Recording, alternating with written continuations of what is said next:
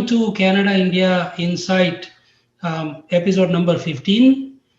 Today's topic is Keystone Cancellation and Alberta, impact for today and implications for tomorrow.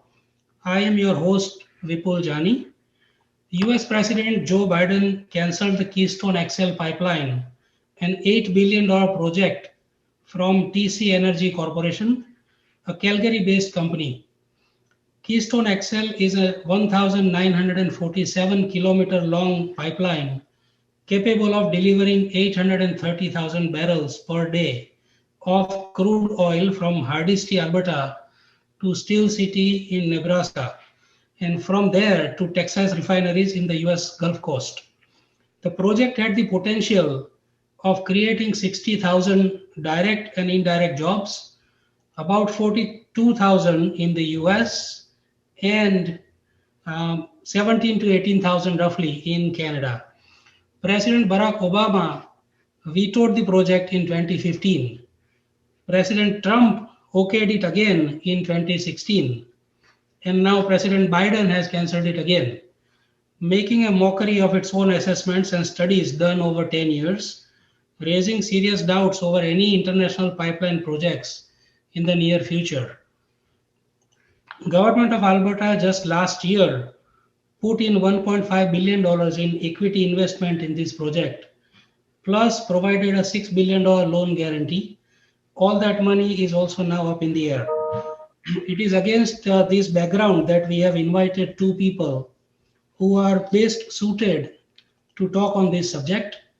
Honorable Prasad Panda, Minister of Infrastructure, Government of Alberta, and Dr. Trevin Stratton, Chief Economist and a Senior Vice President for Canadian Chamber of Commerce. Canada India Insight is a monthly e-paper produced by Impact Media and Events Corporation and supported by Canada India USA Development Forum. We are thankful to all the forum members and IMEC sponsors, including Seneca College, One Place, Pavi Bining, Tangentia, and Skylink Capital for their continued support. So let me now invite Prashant Srivastav, an advisor to the Canada India USA Development Forum and a director for South Asia for Seneca College, to introduce our first speaker for today, Honorable Minister Prasad Panda. Over to you, Prashant Bhai. Thank you, Vipul Bhai, and it's my real pleasure and honor to introduce Honorable Prasad Panda, Minister of Infrastructure, Government of Ontario. Minister Panda was first elected in a by-election. Prashant Bhai, it's Panda. Mr. Panda, Honorable Prasad Panda, Minister of Infrastructure, Government of Alberta. He was first elected in a by-election in 2015. Prasad Panda in the United Conservative Party MLA for Calgary, Egmont, a Bachelor of Technology in Mechanical Engineering by trade. He has decades of experience working in oil and gas around the world. Honorable Minister is responsible for overseeing the construction of new schools, hospital, and government buildings in Alberta. He served as the United Conservative Party's energy critic as well as the Shadow Minister for Economic Development and Trade. Minister Panda ran a Wild Rose Party as a Wild Rose Party candidate 3 times, and his by-election win gave Wild Rose its first seat.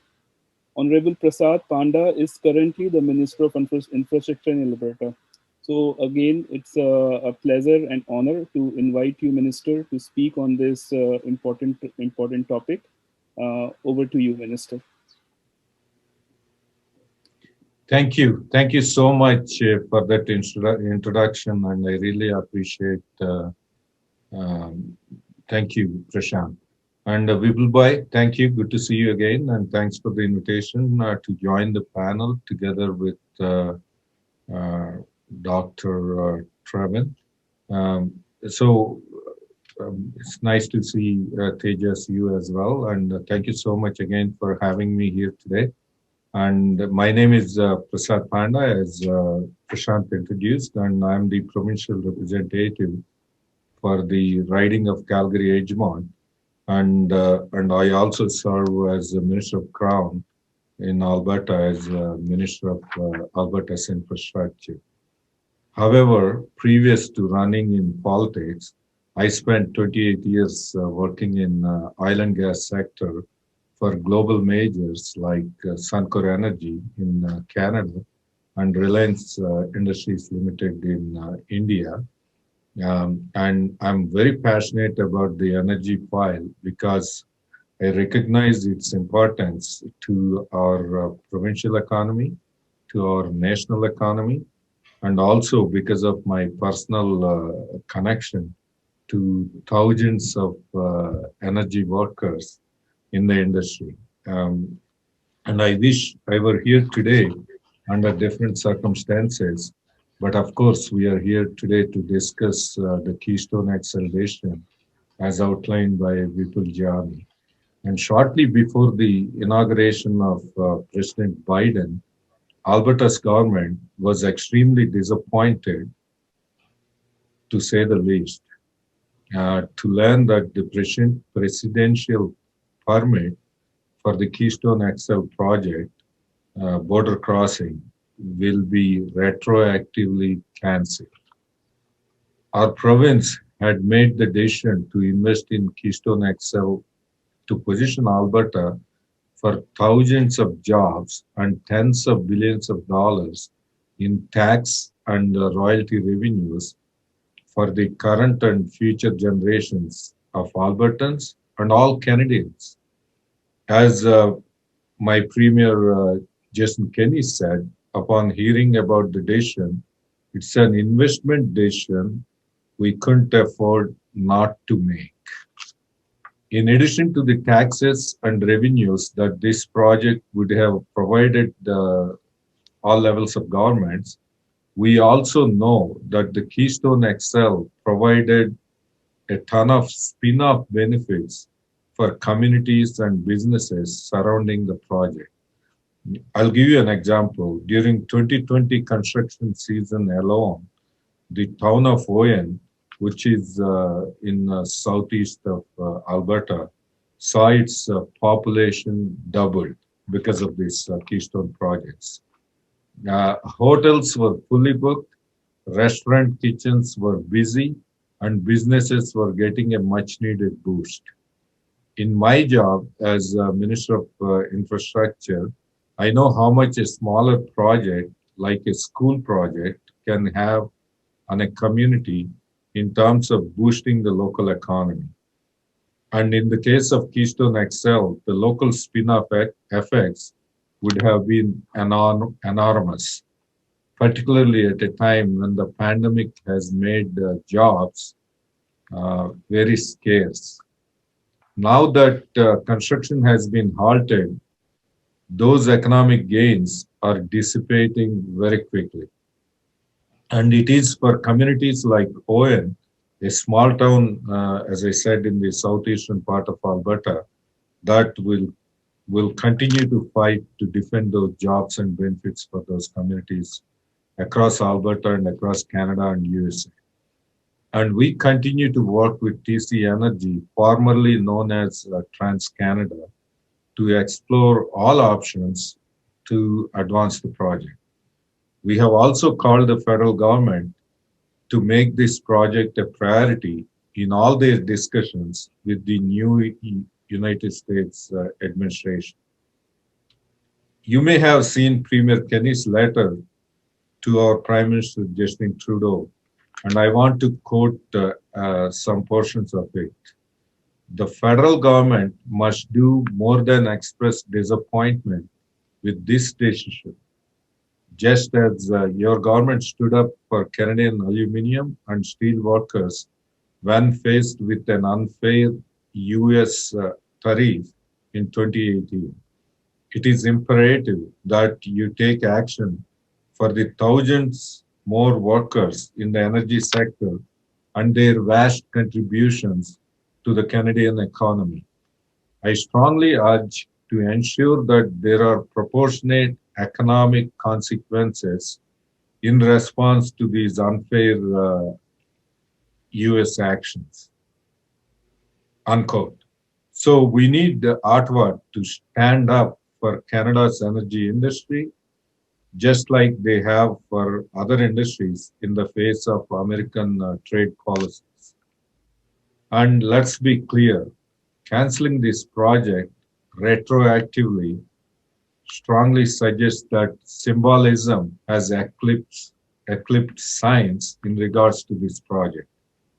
Pipelines are by far a safer, more efficient way to transport energy than by other modes of transport like trucking or shipping by rail. And this pipeline is the most studied in American history. It has been deemed safe and in the public interest through multiple state and federal reviews, most of which were done during the 8 years of President Obama's administration. And it's not the same pipeline project that Obama administration opposed. Lots has changed ever since. TC Energy committed to achieve net zero emissions across the Keystone XL project if it were to come into service in 2023. And it would be the first pipeline to be fully powered by renewable energy sources by no later than 2030. Moreover, the Government of Canada has set robust and ambitious emissions reductions goals, and our provincial government is investing billions of dollars in the development of emissions reduction technology. And also you might have heard that five First Nations came together as a coalition to own part of this new pipeline. And also the trade unions, which generally support a Democratic Party in US, they also supported this project very strongly because of the economic opportunities for their union members. And taken together, we believe this clearly means that Alberta and Canada and the Keystone XL pipeline and the First Nations are all part of the solution in our collective energy transformation. That being said, we have always known that the path to completion for a major pipeline project is not straightforward. Even though the economic and environmental cases for the pipeline are rock solid, we know that the building a cross-border pipeline is an incredibly complex task. So, as you have observed so far, this issue is not an issue of science, not an issue of environment, not an issue of sustainability. It's evident that it's clearly a decision of political nature and of certain ideological nature. And while we believe Keystone XL still has a role to play in meeting post-pandemic energy demand and North American energy security, we are also looking at ways to recover our investment if the project does not get back online. And it is important to point out that even though it would be greatly beneficial to the province of Alberta, Keystone XL is not the only project that would help Alberta get value for our resources. Completing other existing projects is imperative. So we are doing everything in our power to ensure this decision doesn't pave the way for retroactive cancellations on other projects. Projects such as the Trans Mountain expansion to the west coast of Canada and Enbridge Line 3 replacement project and Line 5, also a replacement project in USA, and the Coastal GasLink pipeline that will play an important role in getting Canadian LNG to Asian markets. So each of these projects would inject billions into both local and provincial economies. We will not give up on them. And Premier Kenny and my cabinet colleagues and our caucus colleagues at United Conservative Party of Alberta will stand up for Alberta's economy and jobs, and we will defend Canadian interests. Thank you, and with that, I'll conclude my remarks and turn it back to Prashant and Vipul. No, thank you, Minister Panda. It's very important to know the steps, being taken rather by the government of Alberta, as you said, in order to recover and recoup the cost being incurred by the province. So I would now like to bring in Tejas Everly, who is, as I mentioned earlier, a public policy consultant by profession and my co-host for today. He is a member of the Canada-India-USA Development Forum as well.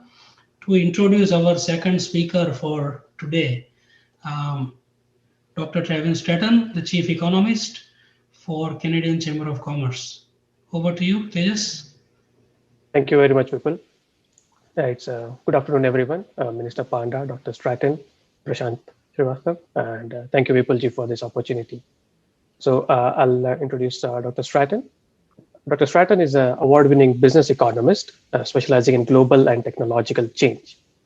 He has helped organizations identify and manage opportunities arising from trends reshaping the industry and international business.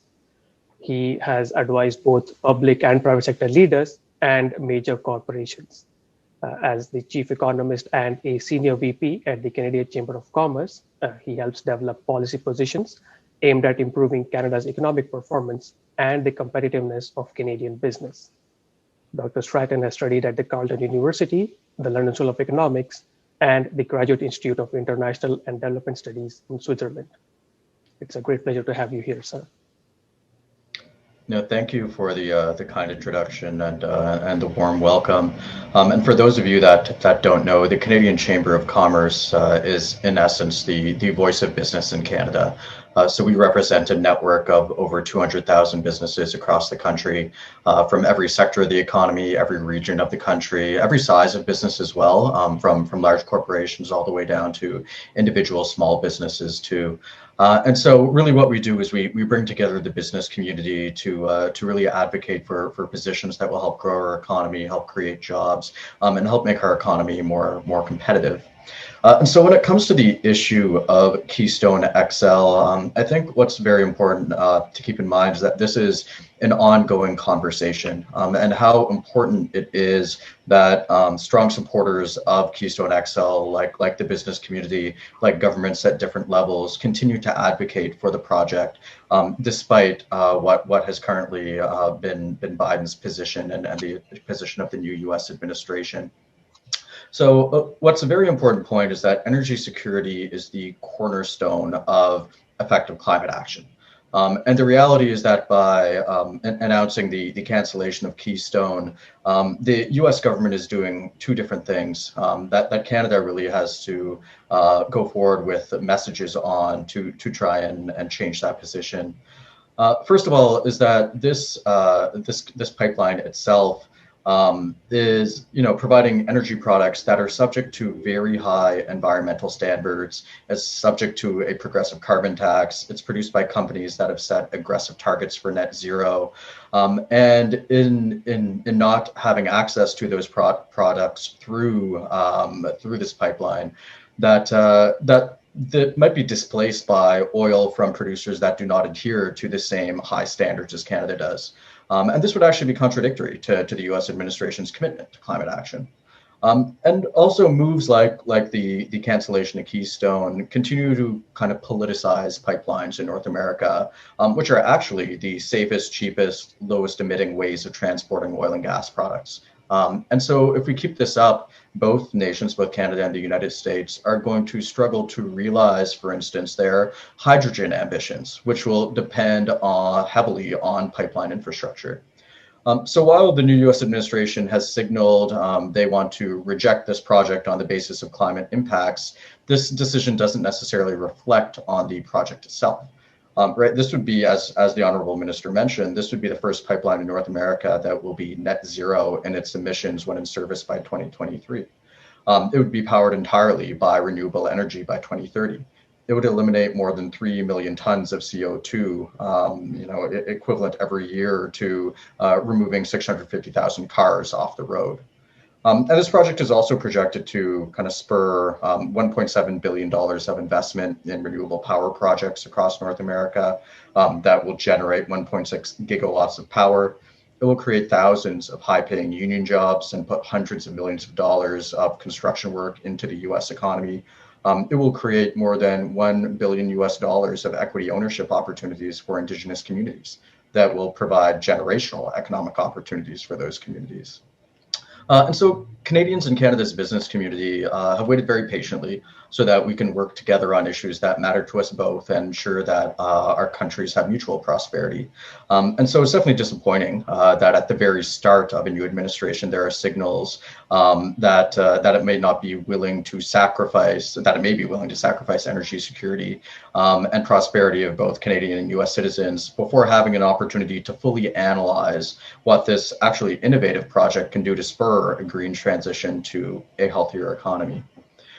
At the same time, this is part of a larger or broader issue as well when it comes to pipeline construction within Canada, obviously Keystone being one of the main examples, but others as well. So we're in a somewhat troubling situation where we may not only have issues building new projects to expand capacity, but may also need to defend existing infrastructure that is key to Canada's and North America's energy security. And so, of course, a key example here is that Line 5 and Michigan's decision to revoke an easement that has been in place since 1955. Losing Line 5 will not only impact energy flows into central Canada, but also puts added pressure on upstream producers in Alberta and Saskatchewan. And so this is kind of a critical piece of energy infrastructure for all of Canada. Supplying crude to the strategically important Sarnia petrochemical manufacturing complex. And Line 5 is also ensuring cost-effective supply for local production of gasoline, diesel, jet fuel, and other petroleum products as well. And so, this idea of Keystone itself is part of a broader issue when it comes to pipeline capacity in Canada. So in terms of kind of key takeaways, I think a very important point is that losing existing energy infrastructure not only restricts already limited capacity, it also undermines our energy security today and will have implications for our future energy mix. So for instance, Canada has aspirations of becoming a hydrogen superpower. And it's highly unlikely that we're going to be able to achieve this vision if we cannot expand upon or at least maintain our existing pipeline capacity. The pipes transporting natural gas today can be used to transport hydrogen in the decades ahead as well. And there's also a dire need to kind of depoliticize pipelines and recognize them as necessary components of a low emission, resilient, and secure energy distribution system. So maybe I'll leave my remarks at that and we can have a discussion. Thank you for very insightful remarks, Trevin. You gave a lot of details actually. So that brings us to the next segment, which is a brief Q&A. Before that, I would just like to make a couple of points. Keystone XL, if it would have gone ahead, it would have connected the world's third largest oil reserves to the world's largest refining market in the US Gulf Coast. There were 6 comprehensive scientific reviews that were done by the US Department of State, mostly during President Obama's time, as Mr. Panda said, when current President Biden was a vice president. Pipelines are absolutely considered safer to transport oil as compared to trucks by road, by rail, or tankers by sea. So obviously now with this cancellation, it will put more pressure on the road and rail network, increasing the chances of more hazards in transportation. So President Biden said that the project is not in the US national interest, and it will not be consistent with his administration's economic and climate imperatives. These were the lines that were part of his veto. But the fact is, US has 2.5 million miles of pipelines, enough to circle the earth 100 times. That's a fact that someone has to remind President Trump. Anyway, so with this, I will ask the first question, and then Prashant and Tejas can also come in. So this question is for both the speakers, Trevin and Mr. Panda. After Keystone, as Trevin rightly said, after Keystone, there is now a real risk of Enbridge Line 5 also getting cancelled. The governor of Michigan, Gretchen Whitmer, has already given notice to Enbridge to shut down this 1,038 kilometer long pipeline built in 1953, 16 years before I was born, to shut it down by May 2021, just 3 months from now. Alberta's relationship with the current federal government is not particularly rosy, I would say. And if Line 5 also goes down, what impact it will have on Alberta's economy, jobs, and its relations within Canada and with the US. Needless to say, it will also have serious implications, not just for Alberta, but also for Quebec and Ontario as well. So I'll start with Minister Panda first, and then Trevin, you can respond. Thank you, Vipul. That's a very good, timely question. Our Premier has been proactively advocating, first of all, to identify the risks of cancelling projects like Line 5, shutting down Line 5, or stopping permit for Line 3, which is already in construction. But you talked mainly about Line 5. Let me tell you, like you said, that pipeline was in operation before some of us were born, and it was the safest pipeline project to transport vital energy products for heating homes in that Midwest US, and also it impacts economic activities in Ontario and Quebec, because the refineries in Sarnia, they are dependent on that line to get their crude input, to refine and then retail into local communities not only in Ontario, but also those products go to Quebec. And those refineries, they follow Canadian refineries. They follow highest environmental standards. So it will devastate the economies of both U.S. states, Midwest U.S. states, like Michigan and surrounding states, and also in central Canada. So that's why Canadians have to pay attention with the dangers of obstructing development projects, which are essential actually to carry on with our daily lives. Because in a cold country like Canada, heating homes is not a luxury; it is an essential necessity. Powering homes is an essential necessity. During pandemic, most of us were staying home to stay safe and healthy, and also to protect other neighbors during the pandemic. So we all realized about the need for reliable energy sources, whether it is natural gas for home heating, or the electric power to keep the lights on, and to keep all the hospitals operational during the pandemic. These energy products play a very vital role in our day-to-day life. So all Canadians, I urge them to pay special attention to what is going on. If it is based on concerns about environment or sustainability, we have to look at the big picture, the global picture. We have to address the problem where it is, like the countries like China, India, where there is the world's largest population lives, and where they don't have access to um, clean fuels. So that's where we have to address the problem by providing them energy security, by providing them reliable, dependable energy supply, and then they can lessen their dependence on most carbon intensive products, and we can solve the global problem. We need a global solution. So Canadian energy is produced at the highest environmental standard, and with the highest human labor rights and the best living conditions. So we expect other countries have the same quality of living standard.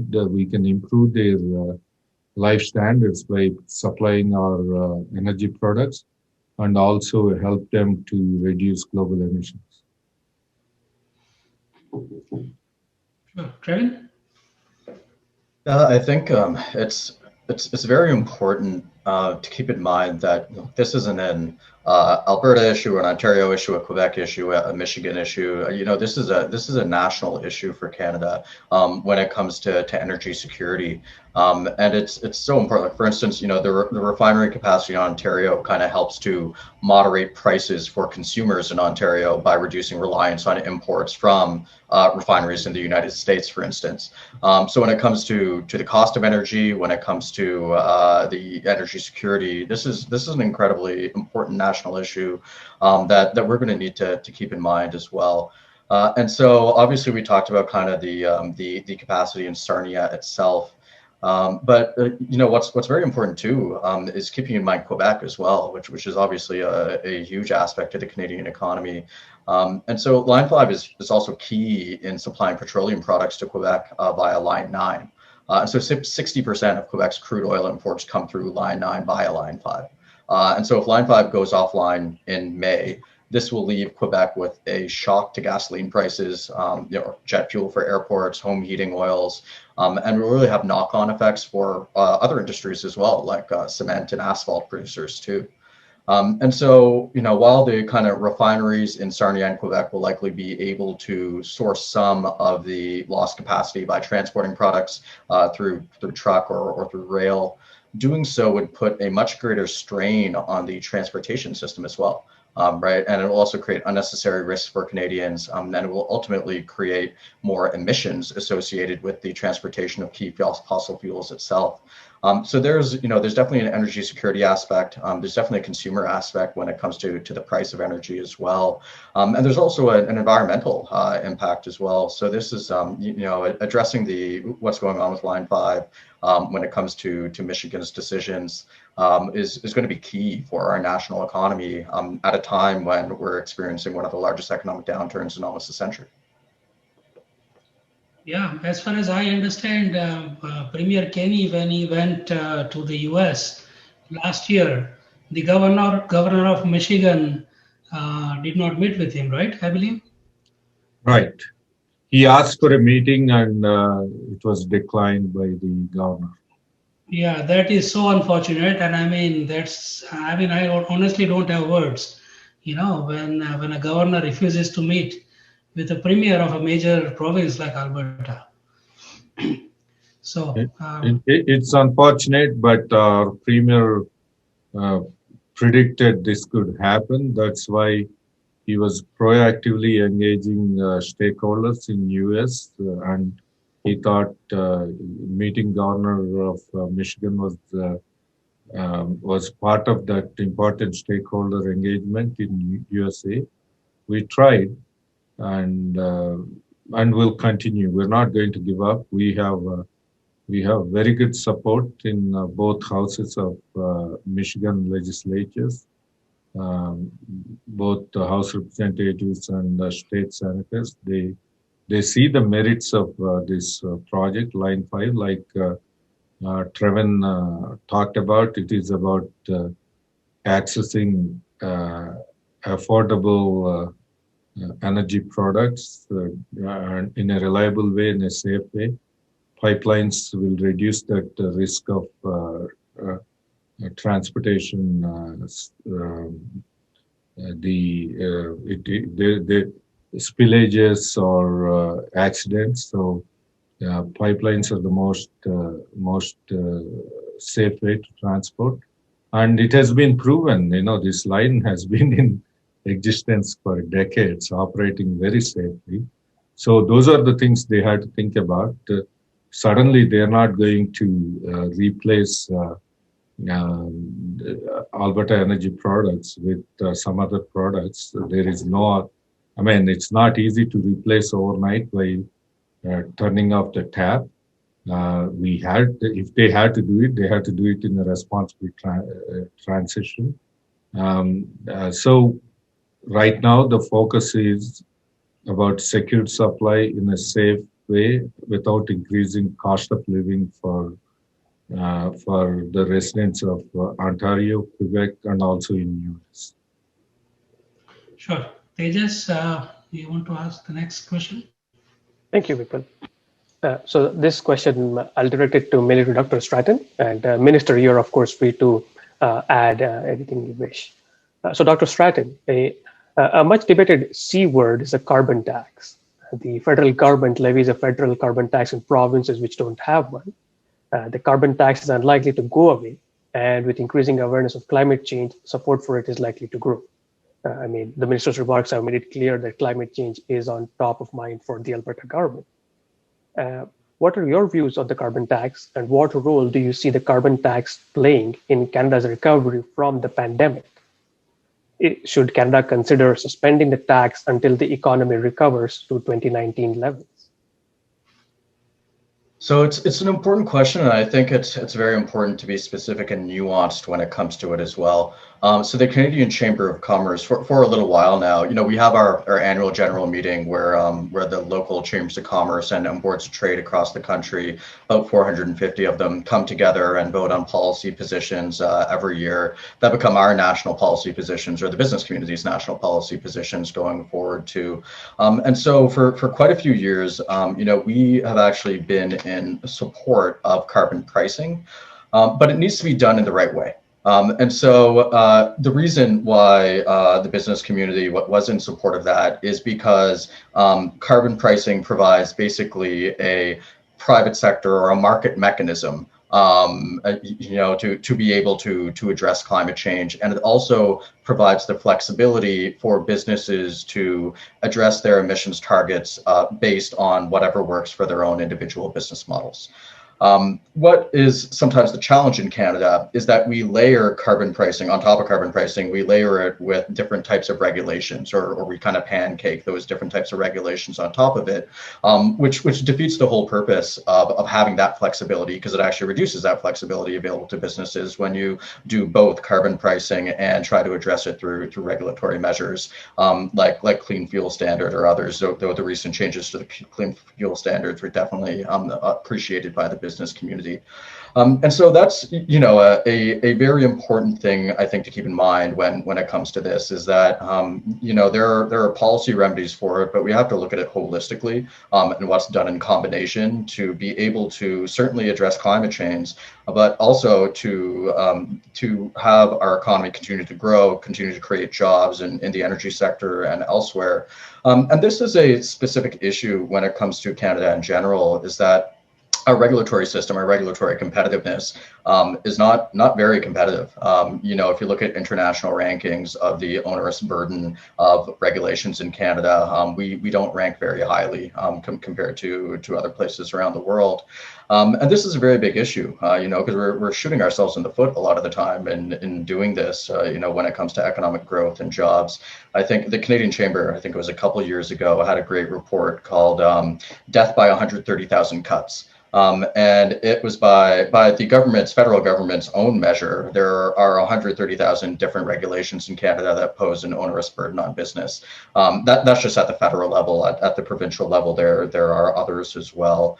And so this is, this is a really important piece to keep in mind as we go forward, because increasing regulatory competitiveness is also something that, doesn't cost that much when governments all over the world are in very difficult fiscal situations, and can actually contribute incredibly to growth. And when I talk about regulatory competitiveness, I include in that certainly the reduction of interprovincial trade barriers in Canada, which the IMF itself has said, can increase our real GDP per capita by about 4%, if we're able to address those issues. And certainly interprovincial trade barriers have a specific impact on the energy industry as well. Great, thank you. Minister, anything to add to that? Yeah, sure. We are very vocal in opposing carbon tax for a reason.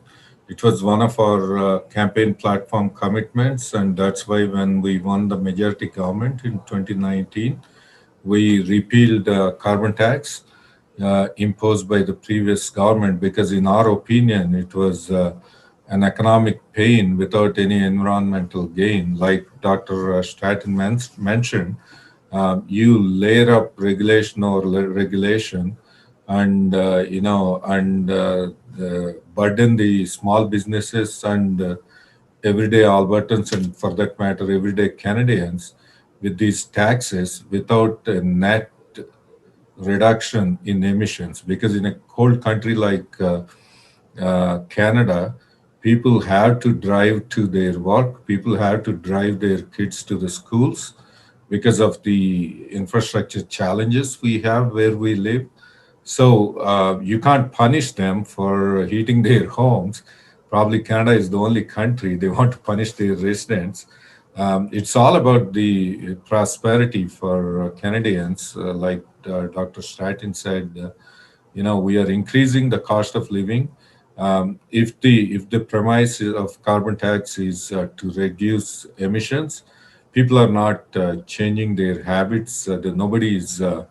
Right now, as we speak, many areas of Alberta and Canada are below minus 40 degrees Celsius. So, how do you expect them not to heat their homes, or how do you expect them not to drive their family members to hospitals if there is an emergency? So, punishing them, everyday Canadians, for carrying on with their daily life activities without any tangible benefit in improving their economic opportunities is not a good thing in our opinion. That's why we challenge that decision. Federal government, although they have the jurisdiction they thought they have, our government of Alberta joined together with the government of Ontario, Saskatchewan, and other provincial premiers to challenge that decision. We already won that case in Alberta Court, Alberta High Court, and we'll take it all the way to Supreme Court of Canada, and we'll challenge that. And unfortunate thing is, this carbon tax is supposed to get us a so-called social license to build pipelines, and you're seeing what's happening to one pipeline after other pipeline. All the pipelines are going to only one direction, south of south of Canada, and even they are being blocked. So we are not, there is no tangible benefit for Canadians by shooting themselves in their foot, like Dr. Stratton said. So that's why we're going to fight that policy, and we'll stand up for Canadian interests. Sure. Prashant, you want to ask? Yeah. Sure. I think we have deliberated on this quite a bit, and Minister's comments and Dr. Trevin's comments are great. I think eye-opener for all stakeholders to understand the potential and benefits of Keystone project. My question is very simple, small question I have for Minister, and Dr. Trevin can also comment. Is now what you are thinking to do next? Is there any contingency plan, or and also another question is this was part of Biden administration's plans to get this pipeline cancelled, the permit gets cancelled. So any outreach or anything you are planning to do as a Team Canada with US? Thank you. That's a very good point, Team Canada. In fact, when this happened, when our premier brought it up in a meeting with the Prime Minister, together with all provincial premiers, I believe all of them asked the Prime Minister of Canada to stand up for Canadian interest in bringing up with President Biden, not just making comments like he was disappointed. It's more than that. It's required. Same way he stood up for other industries when they were targeted by previous President Trump when he imposed tariffs on Canadian aluminum or other supplies from Canada. We expect the federal government, to do the same thing, to work with us, work as Team Canada. And I want to thank all the other premiers that lent support to our premier's voice. And today, I'm very pleased that uh, Canadian Chamber of Commerce, represented by their chief economist, clearly articulating the benefits of these pipelines in terms of transporting safely the energy products to our major customer and our long-standing ally. But other danger here, Prashant, is canceling projects retroactively. It doesn't give good comfort to the potential investors in any sector of our economy, because people come to invest based on the predictability of regulatory framework. So US, this Keystone pipeline went through so long. In US history, this was the most studied pipeline. It went through so many administrations, and that stand the scrutiny about the economic and environmental benefits of building this cross-border pipeline. And in spite of that, as a symbolic gesture, canceling this project makes no economic sense, makes no environmental sense, and it won't stop there if we don't get our act together and speak in one voice as Team Canada. We'll have a potential danger of canceling other pipelines like line 5, line 3, which will have economic impacts. Unlike Keystone, line 5, line 3, they all will have some economic impacts on people living in central Canada. So they had to be alert, and they had to speak as Team Canada.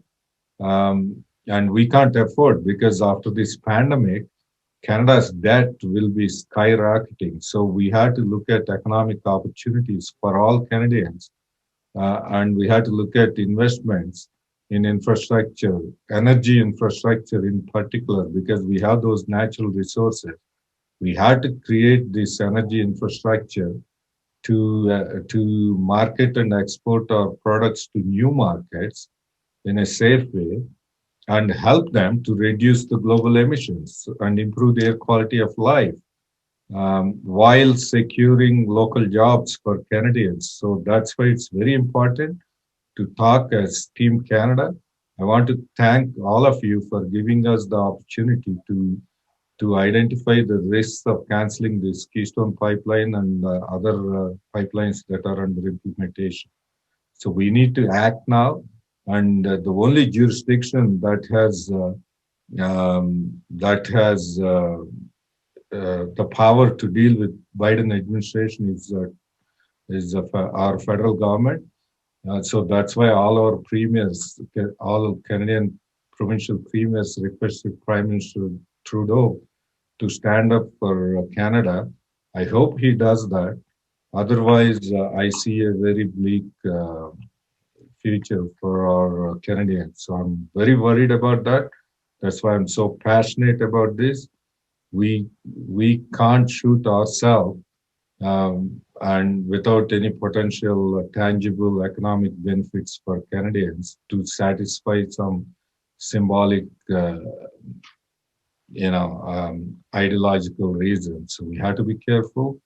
So I want to thank all of you for bringing up this important issue in informing and educating Canadians. So please keep doing that through your forums, through your platforms, because Canadians need to know. Today they targeted one industry, tomorrow they target other industries. So there is no end for it. So, and then private investors are looking for predictable regulatory approval process, taking politics out of it. We should rely on science. We should rely on world's best regulatory framework in Canada in reviewing and approving these energy projects. And also we should be proud of our human labor standards compared to other countries. I feel passionate because that's why when I was the energy critic, in my previous term, I brought in a private member motion 505, which reads as be it resolved that Legislative Assembly urge the federal government to develop strategies to facilitate the building of pipelines within Canada to ensure security of supply to the Canadian market, thereby shifting Canada away from buying oil from countries with oppressive dictatorships. So that says all. I did that many years ago during opposition. I'm still very passionate about that. That's why we had to build infrastructure to connect the west coast to east coast of Canada.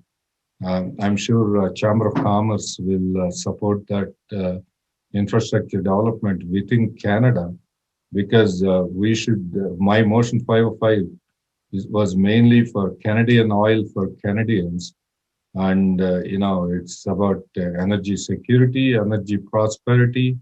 Many of these people haven't lived or experienced energy poverty. I grew up in a rural South Indian community and experienced myself growing up with energy poverty. So if we can't build energy infrastructure from coast to coast and ship our energy products to other countries, third world countries, and help their standard of living, improving their standard of living and reducing their emissions, Canada is not back. Prime Minister Trudeau can pat himself saying Canada is back. We are not. So we have to be realistic and practical, and he has to listen to the premise of Canada and work with them as Team Canada. I leave it there. Sure. So we have got two final questions, I guess. One from Tejas, one from myself.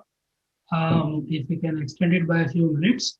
Tejas, so your brief question, we'll get quick remarks from the speakers, and then I will ask the final question. Okay, great. Thank you. This question again is made to Dr. Stratton, but Minister, you can step in as well. What changes, if any, would you recommend that provinces in Canada, or Alberta in particular, and even the federal government undertake to their taxation system? Because as we recover from this pandemic, taxation will be an issue, and in a confederation as large as Canada, that is typically a contentious issue. So what recommendations or what would you like to see happen on this issue? So I think it's a very important question, and I think that we have to think about it in the current context of the pandemic. So the Canadian Chamber, as well as a number of other organizations, including CPA Canada and others, have been calling for a comprehensive review of the Canadian taxation system for a number of years now. The last time Canada underwent a comprehensive review of our taxation system was in the 1960s. It was half a century ago. Humankind hadn't even walked on the moon at that point. And we're trying to apply it to a modern, innovative economy. And in the interim, there's been a lot of cutting and pasting when it comes to the tax code that has become very complicated and cumbersome for individual Canadians, also for a number of small businesses too, who might not necessarily have a dedicated tax department to figure out where their business fits within a semicolon and a period in the tax code. And so this is very important to improve the competitiveness of the Canadian taxation system. And obviously this has implications for investment in the country, for productivity in the country too. And Canada's productivity has not been increasing nearly at the same rate as some of our competitors, including the United States. And so this is, an incredibly important issue. And it has to do with, sometimes adjusting the tax mix. There are different types of taxation in Canada, personal tax, corporate tax, sales tax, excise tax, et cetera, et cetera. And so being able to adjust that in a way that, encourages business investment and therefore encourages growth and job creation going forward is very important. But it's also important to keep in mind, when we're in the middle of the largest economic downturn in almost a century, now might not be the perfect time to do comprehensive tax review. A number of different Canadians are probably looking for, well, what can actually help me right now when the situation is very severe for a number of different Canadians and a number of different businesses. So, structural reform of the tax system might be more of a longer term recommendation, but there are a lot of kind of short term reforms that can help individual Canadians, right? Things like simplifying tax filing so that every Canadian can access their tax benefits, or automatically filing simple tax returns, enhancing the GST or HST or low income credit for all Canadians, which could be very useful for a number of different Canadians across the country. Even within the context of the pandemic, a number of different people are working from home, right? Processing workspace into home expenses with a clear COVID-19 relevant definition and without a T2200 form is something that was recently announced, I think in December, that will benefit a lot of Canadians this year. But specifically as it relates to businesses and specifically small employers, simplifying the tax on split income or TOSI rules by increasing the age of eligible children a few years would be very useful. Simplifying the Section 55 requirements, which is taxation on dividend income, is something else, right? Making childcare an eligible business deduction. There's a lot of talk about childcare right now and how that is impacting our labor force. Is something else that can be done. And so I think, what's very important when we're talking about tax competitiveness in Canada is to understand that tax policy can be a lever, both for alleviating the circumstances of a number of different Canadians and businesses over the short term, but also is something that can really help achieve or mitigate some of the risks when it comes to competitiveness in the Canadian economy in terms of attracting investment and in terms of creating jobs and creating growth when it comes to longer term economic recovery too.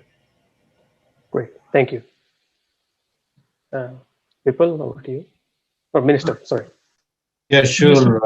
We took the recommendation from our stakeholders like Chamber of Commerce and the businesses in Alberta who are the job creators. We took the recommendation and we reduced taxes in Alberta. We cut them by 1/3. We reduced corporate taxes from 12 to 8. We were to do it in a phased manner, but because of the pandemic, we accelerated that. We did it all in the second year itself. So we cut the taxes by 1/3. I hear what Dr. Stratton said about competitiveness and productivity. We take it very seriously, and also other metrics for us is ease of doing business. That's why we are cutting the regulatory burden, which will actually add cost to doing business. So we're cutting the red tape by 1/3 in Alberta. And also we are investing in critical vital infrastructure projects required for diversifying diversifying our economy. So that's why taxation, lowest taxes with labor reforms and regulatory reforms will help businesses to invest more and create local jobs. And we support that. We encourage other provinces and federal government take our lead in breaking the barriers and removing trade barriers between the provinces together with reducing taxes. We feel very strongly about it. and Alberta leads Canada. Thank you. Sure. So that brings us to the final question for today. It's in two parts, Mr. Panda. One part of the question relates directly to you. The other part may not be directly related. Anyway, so where do you see jobs and economy for Alberta 5 years from now? And as infrastructure minister, where do you see your role in that? Because infrastructure investment does create a lot of jobs. The other part of it is Corona pandemic has exposed the vulnerabilities in our hospitals and long-term cares, including ICU beds. So how are you dealing with that situation in Alberta hospitals? I mean, although you are not in charge of the health portfolio, but you are in charge of building new hospitals. So what are your priorities on that for this year and for the remainder of your term? Thank you, Vipul. That's a very timely question. During these challenging economic times, during this pandemic, infrastructure, everybody realized infrastructure plays as a key economic driver. Infrastructure plays an important role in delivering public services, whether it is hospitals or schools or other social programs we deliver through Government of Alberta. Infrastructure plays a very vital role. That's why last year, as part of Alberta's recovery plan, we decided to invest $10 billion, which is unprecedented investment in an year in Alberta's history. Our previous budget, when we approved in 2020 February, we allocated $7 billion for capital projects and capital maintenance projects in Alberta. But we saw the need to provide economic stimulus during challenging times. That's why we increased our budget. After announcing the budget, we added 40% more to our budget and made it $10 billion last year. We thought that was the time to build, for example, to fix the roads, to fix the potholes when the roads were empty during the pandemic, when people are still working from home. And the same way with schools, we thought we had to fix the roofs or fix leaking pipes or windows when schools are closed. So we got that money out to the communities, and I'm proud to be in the front and center of that program. This year also, I have advocated strongly to my premier and our cabinet colleagues and caucus colleagues to give infrastructure projects enough money so we can create stimulus in our economy. That is an ongoing thing, and also we are using other tools to finance infrastructure projects like P3's public-private partnerships, and we are trying to leverage funding from Canada Infrastructure Bank, and also the cost share program called ICIP, Invest in Canada Infrastructure. So all those things we are looking at, but important thing is our government is trying to create that confidence to business community to keep investing in Alberta's economy in spite of all the negative negative policies directed from federal government towards Alberta. But we're working hard to stimulate our economy. Coming to COVID, we're happy to say with the lowest restrictions in Canada, we kept our hospitalizations, new cases lower. And the metrics for us is how many hospitalizations to open more and more businesses while reducing the new cases and also the beds occupied in ICUs. We are watching it carefully. So far, we are happy. Today, actually, we are opening more. We are opening restaurants and others today. We have a phased approach in that. Step one starts today.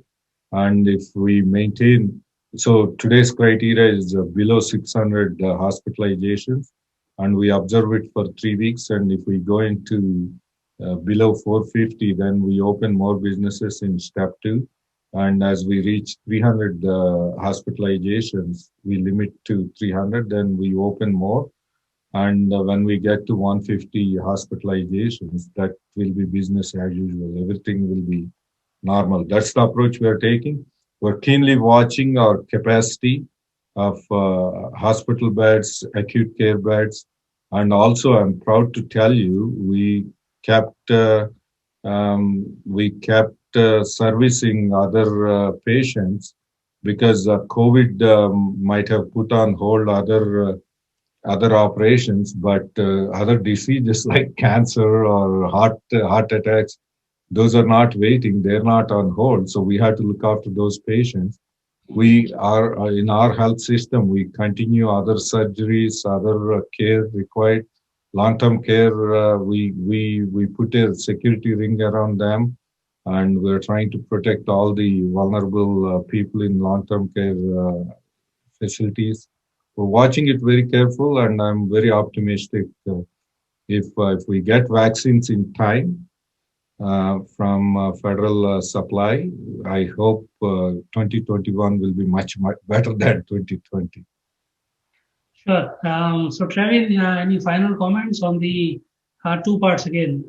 Your prediction or your assessment on the jobs and economy for Alberta in particular, because of all these pipeline issues and challenges faced by oil and gas industry, and for Canada overall.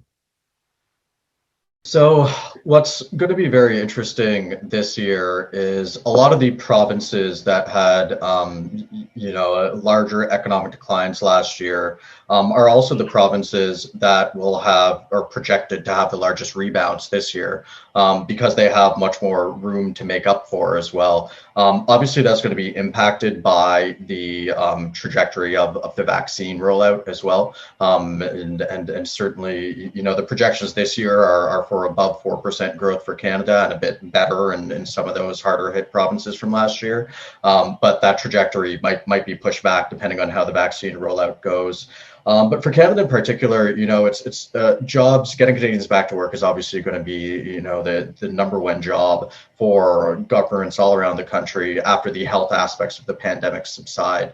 As we saw from the job numbers on Friday, which were significant declines and much larger than were expected in Canada. There's going to be a lot of work to do when it comes to that. Part of that is going to be the opening and reopening of the amount of businesses that we're going to have to focus on, particularly in those hardest hit sectors like restaurants, like the arts, like transportation, and like energy, to be able to recreate those jobs. And for getting Canadians back to work, part of it is going to require significant reskilling and upskilling programs for Canadians as well, who might not have jobs to go back to, and to ensure that labor supply meets labor demand going forward as well. But it's I think what's going to be very important is that governments and businesses all around the country continue to work together with that Team Canada approach that we were talking about before, to be able to do this, and that we've seen throughout the pandemic as well. And I do know that the business community is certainly going to be there to help lead the economic recovery and job creation when it comes to that too. Sure. So thank you, Minister Prasad Panda and Dr. Trevin Stratton for joining us today to discuss such an important issue for Canada and for Alberta in particular. I would also like to thank all the members of the Canada-India-USA Development Forum for their support, for Tejas Hevali also for co-hosting with me, Prashant Srivastava as well for joining us today. All the sponsors for Impact Media and Events Corporation, including Skylink Capital, Seneca College, Tangentia, One Place, and Pabibining. So as I was saying earlier, today's discussion will now be posted as a YouTube video on both our websites, also as a podcast, and it will be covered in Canada India Insight February edition, coming out in a few days' time. So collectively, all our platforms combined reach about 10,000 companies mostly in Canada, but also in India and some in the US as well. So the session is now formally closed. Thank you very much.